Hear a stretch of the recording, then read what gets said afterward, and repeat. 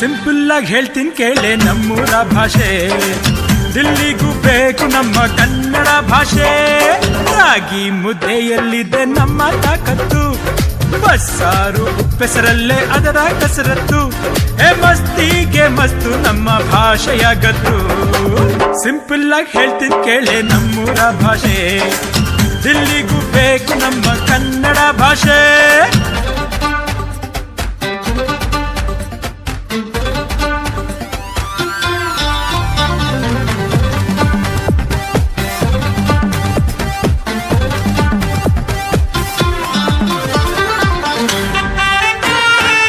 Bumba, bumba, bumba, bumba, bumba.